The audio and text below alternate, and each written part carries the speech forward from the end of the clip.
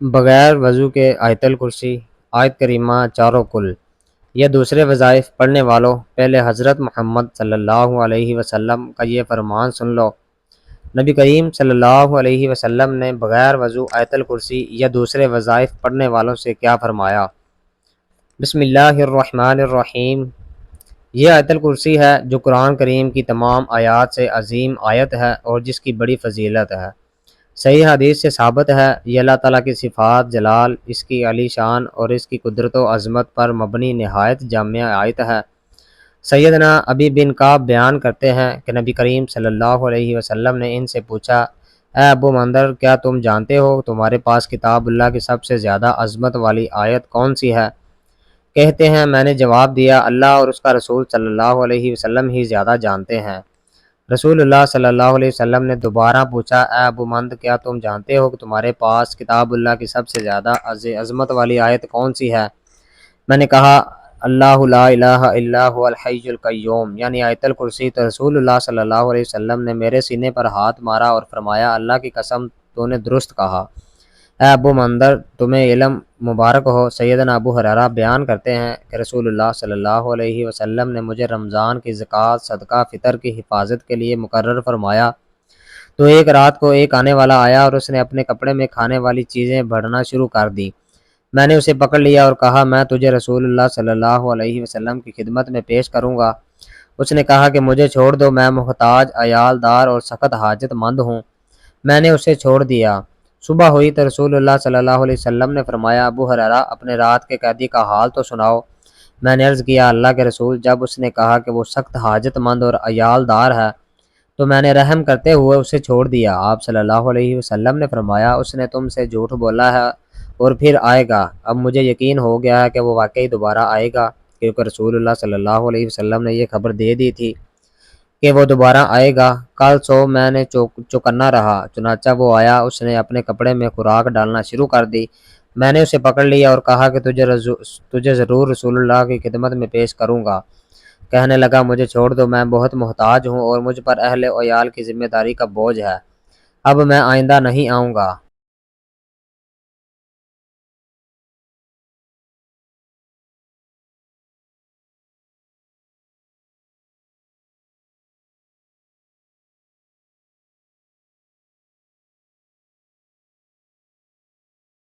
میں نے رحم کھاتے ہوئے اسے پھر چھوڑ دیا۔ صبح ہوئی تو رسول اللہ نے فرمایا، ابو ہریرہ، اپنے قیدی کا حال سناؤ۔ میں نے عرض کیا، اللہ کے رسول، اس نے سخت حاجت اور اہل و عیال کی ذمہ داری کا بوجھ کا ذکر کیا تو میں نے ترس کھاتے ہوئے اسے پھر چھوڑ دیا۔ آپ صلی اللہ علیہ وسلم نے فرمایا، اس نے تم سے جھوٹ بولا ہے، وہ پھر آئے گا۔ میں نے تیسری بار اس کی گھات لگائی تو وہ پھر آیا اور اس نے اپنے کپڑے میں کھانے کی اشیاء ڈالنا شروع کر دی۔ میں نے اسے پکڑ لیا اور کہا، اب میں تجھے ضرور رسول اللہ صلی اللہ علیہ وسلم کی خدمت میں پیش کروں گا۔ بس یہ تیسری اور آخری دفعہ ہے۔ تو روز کہتا ہے کہ اب نہیں آئے گا، لیکن وعدہ کرنے کے باوجود پھر آ جاتا ہے۔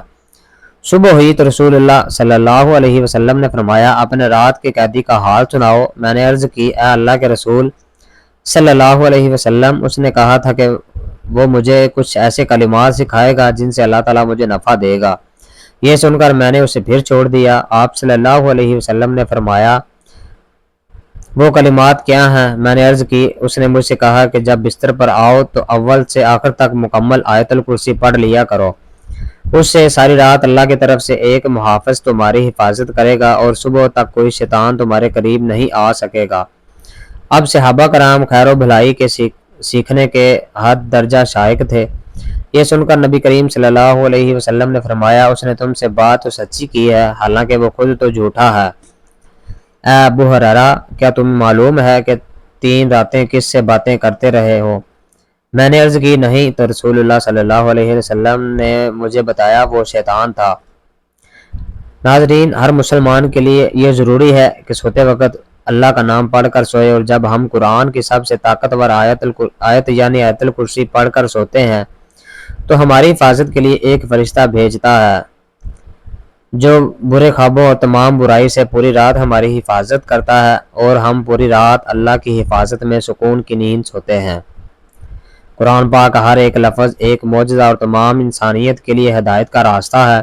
لیکن قرآن میں کچھ آیات ایسی بھی ہیں جو اپنے اندر موجود خصوصیات کی وجہ سے ایک اہم مقام رکھتی ہیں، اور قرآن میں آیت الکرسی کو وہ مقام حاصل ہے جس میں اللہ کی واحد نیت کا بہترین خلاصہ موجود ہے، اور جس کی بنا پر آیت قرآن کی سب سے بڑی اور سب سے اہم آیت تسلیم کی جاتی ہے۔ حضرت علی رضی اللہ تعالیٰ عنہ نے فرمایا کہ قرآن کی سردار آیت الکرسی ہے۔ جب ہم اس آیت میں موجود مقصد کو تلاش کرتے ہیں تو ہمیں معلوم ہوتا ہے کہ اللہ نے ہم پر کتنی نعمتیں نازل کی ہیں، تو ہمیں اللہ کے سامنے سجدہ کر کے اس کا شکر ادا کرنا چاہیے۔ لیکن بعض دفعہ ہم اپنی مصروف زندگیوں میں اتنا کھو جاتے ہیں کہ ہم اپنے ارد گرد اللہ کی نعمتوں کو نظر انداز کر دیتے ہیں، لیکن کہیں نہ کہیں ہمارے ناشکری دل کے اندر یہ خالی پن محسوس ہونے لگتا ہے کہ ہم جو کچھ کر رہے ہیں یہ اللہ کے حکم اور فضل کے بغیر ممکن نہیں، تو ہم اس کا شکر کیوں نہیں ادا کرتے؟ اگر کہیں یہ تمام نعمتیں اللہ ہم سے واپس لے لے تو تب ہمارا کیا حال ہوگا؟ یہ سوال جب کسی کے ذہن میں آتا ہے تو اللہ کی ان تمام نعمتوں کا شکر گزار بن جاتا ہے۔ جب ہم آیت الکرسی پڑھتے ہیں تو ہم اللہ کی عظمت کو تسلیم کرتے ہیں، اور جب ہم آخر میں یہ پڑھتے ہیں وَهُوَ الْعَلِيُّ الْعَظِيمُ، یعنی اور وہی ہے سب سے بلند عظمت والا، تو ہم اس کی عظیم طاقت کا شکر ادا کرتے ہیں۔ اور جب ہم نماز کے آخر میں آیت الکرسی پڑھتے ہیں تو اللہ ہمارے دلوں کو اپنی نعمتوں اور شکر سے بھر دیتا ہے۔ حدیث پاک میں آیت الکرسی کو قرآن کی سب افضل آیت قرار دیا گیا ہے۔ بچپن سے لے کر اب تک دن میں کئی مرتبہ ہم اسے پڑھتے ہیں، گھر سے نکلتے وقت، گھر میں داخل ہوتے وقت، سفر میں، کسی بھی مشکل یا مصیبت میں، لیکن اکثر اوقات اس کی معنی سے نا واقف ہوتے ہیں۔ حدیث پاک کے مطابق ہر فرض نماز کے بعد اسے پڑھنے سے جنت میں داخلے کی ضمانت، جو شخص اسے صبح پڑھے شام تک اللہ کی حفاظت میں رہتا ہے، اور شام کو پڑھنے والا صبح تک اللہ کی حفاظت میں رہتا ہے۔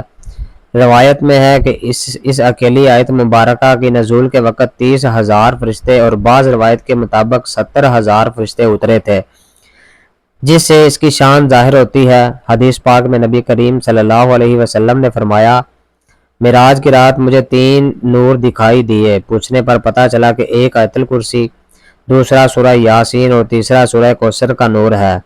میں نے جب آیت الکرسی کے متعلق سوال کیا، اللہ تعالیٰ نے فرمایا، جو اس کا پڑھنے والا ہوگا میری زیارت ضرور کرے گا، پھر اس نے ایک ہی بار اس کی تلاوت کیوں نہ کی ہو۔ حضرت علی رضی اللہ تعالیٰ عنہ سے مروی ہے کہ نبی کریم صلی اللہ علیہ وسلم نے فرمایا، جس نے آیت الکرسی اپنے گھر میں تلاوت کی تو 30 دن تک اس کے گھر میں شیطان نہیں آ سکتا، اور 40 دن تک جادوگر جادو اثر نہیں انداز ہو سکتا۔ آیت الکرسی کی پہلی آیات کا اختتام اللہ کے 2 خوبصورت ناموں پر ہوتا ہے، یعنی حی القیوم، یعنی وہ ذات جو خود اپنے بل پر قائم اور سب کو قائم رکھنے والی اور سب کو سنبھالنے والی ہے۔ اب حیرت انگیز بات یہ ہے کہ اس پہلی آیات کے پہلے جملے کا اس کے آخری جملے کے ساتھ ایک گہرا تعلق ہے۔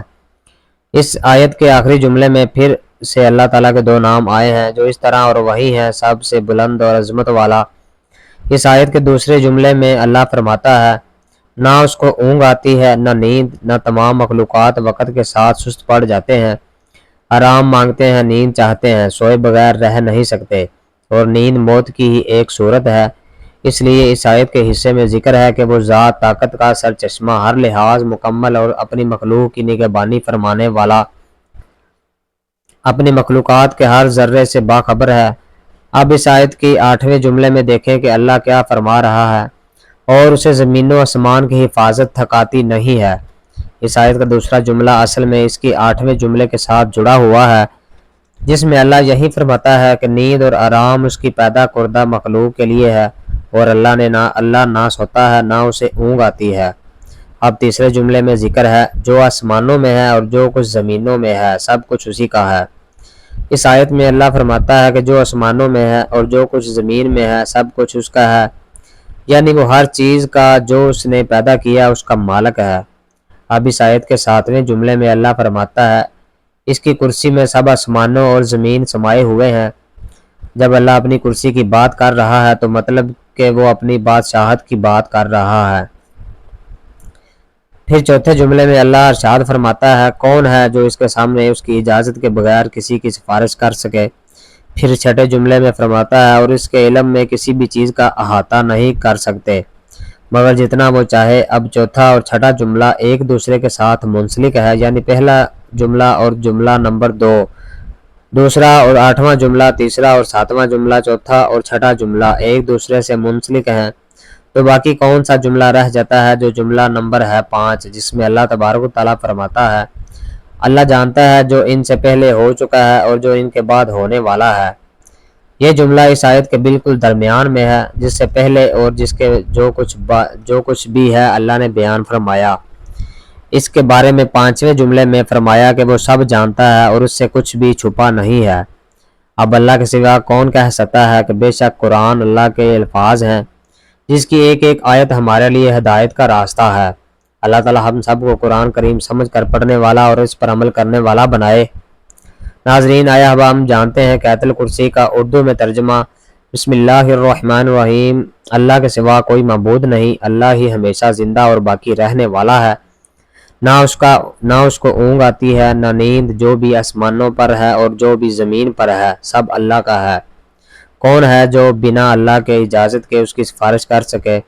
اللہ انہیں بھی جانتے ہیں جو مخلوقات کے سامنے ہیں، اور اسے بھی جوان اور اوجل ہیں جو بندے اس کا علم کا ذکر بھی احاطہ نہیں کر سکتے۔